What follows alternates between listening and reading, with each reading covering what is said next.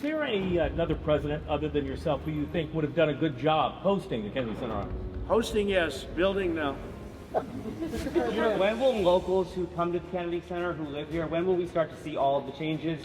And do you have a timeline for when this will all be wrapped up? Over the next 4 or 5 months, we're going to have it. On July 4th, 2026, the nation's 250th birthday, the Kennedy Center closes its doors for 2 years. And we've raised over $100 million over the last very short period of time. That's a lot of money. And that money goes into the rejuvenation and the rebuilding of the building. And a lot of it's already taken place. A lot of the things that you don't see have already taken place. What's happening inside is the most extensive overhaul the building has seen since it opened in 1971.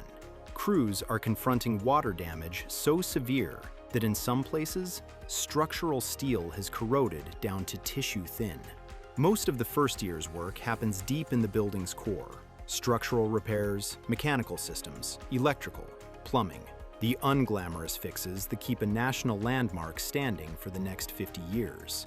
The price tag? A $257 million federal appropriation, passed through the One Big Beautiful Bill Act to address decades of deferred maintenance. It's very important that this building be great and that this building remain really, I saved the building. Really. We raised a lot of money tonight, tremendous record numbers of dollars. An architect for the project has not been publicly named, and the center has so far declined to release detailed plans or disclose whether construction bids will be made public. Leadership says shutting down entirely is the fastest path forward, faster than working around a live performance schedule. Running the project is Matt Floca, the center's new executive director, a facilities and construction management veteran who took over in March. The building also has a new name. In December 2025, the Board of Trustees voted unanimously to rename the institution the Donald J. Trump and the John F. Kennedy Memorial Center for the Performing Arts.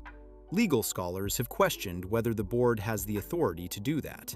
Federal law designated the building as a memorial to JFK in 1964, and members of the Kennedy family have publicly objected. The signage went up the next day. Inside, much of the public-facing experience is expected to remain. The red-on-red Opera House, the Kennedy quotes on the walls, the bust of JFK outside the Opera House, all slated to return. For now, the time-lapse rolls. A national landmark, mid-transformation, closing one chapter on Independence Day and reopening in some form in 2028.